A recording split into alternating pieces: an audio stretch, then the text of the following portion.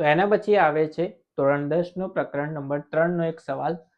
તો સવાલ કંઈક એવો આપેલો છે કે બે સંખ્યાનો તફાવત 26 છે અને એક સંખ્યા બીજી સંખ્યાથી 3 ગણી છે, તો તે બે સંખ્યાઓ શોધો. અહીંયા આપણને બે સંખ્યા એવી શોધવાની જેનો તફાવત એટલે કે બાદબાકી આપણે કરીએ તો જવાબ કેટલો મળવો જોઈએ? 26 મળવો જોઈએ.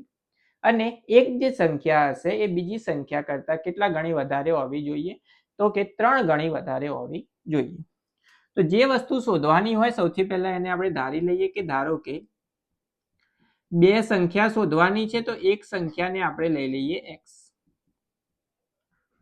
અને બીજી સંખ્યા જે છે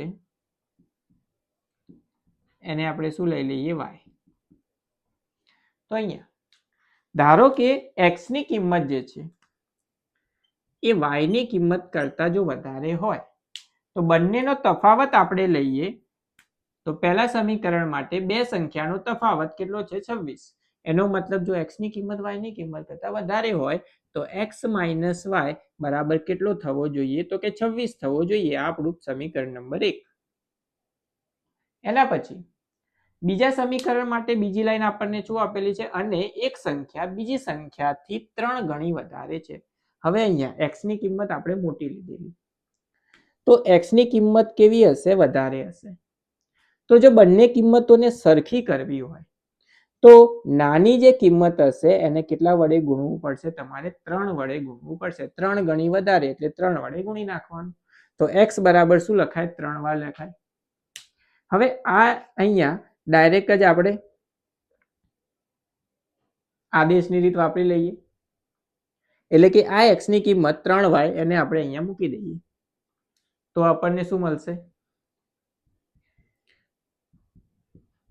એ લખી દેવાનું સમીકરણ 2 ની કિંમત 1 માં મૂકતા. તો જો સમીકરણ 2 ની કિંમત આપણે 1 માં મૂકીએ અને સાદુરૂપ આપીએ તો આપણને મળશે, સૌથી પહેલા સમીકરણ લખી દઈએ x માઇનસ 3y બરાબર 26. સોરી, x માઇનસ y બરાબર 26. x ની જગ્યાએ શું મૂકવાનું? કે 3y. તો 3y માઇનસ y બરાબર 26. 3y માઇનસ y કેટલા થઈ જશે? 2y બરાબર 26. બે આ સાઈડ ગુણાકારમાં, સામે જાય તો ભાગાકારમાં. તો y બરાબર 26 ભાગ્યા 2, તો 13 દુ 26. તો y ની કિંમત તમારી કેટલી થઈ જશે? 13. હવે એના પછી તમારે જો x ની કિંમત શોધવી હોય તો આ y ની કિંમતને અહીંયા મૂકી દેવાની. તો અહીંયા લખી દઈએ y ની કિંમત સમીકરણ 2 માં મૂકતા. તો y ની કિંમત જો સમીકરણ 2 માં મૂકીએ તો 2 શું હતું? x બરાબર 3y. y ની જગ્યાએ શું આવી જશે? કે 13. 3 ગુણ્યા 13, તો 13 તરી શું થઈ જશે? 39. તો x ની કિંમત કેટલી થશે? 39. તો આપણને જે બે સંખ્યાઓ શોધવાની કીધી હતી એમાંથી એક કિંમત કઈ હશે? 39 અને બીજી કિંમત કઈ હશે? 13. હવે અહીંયા જુઓ તો x માઇનસ y આપણે કરીએ તો 39 માઇનસ 13 કરીએ તો 26 મળી જાય. અને x જે છે 39, અહીંયા y ની જગ્યાએ 13 મૂકીએ તો 13 તરી 39. 39 બરાબર શું લખાય? 39 લખાય. તો આપણો જે જવાબ હતો એ કેવો હતો? સાચો.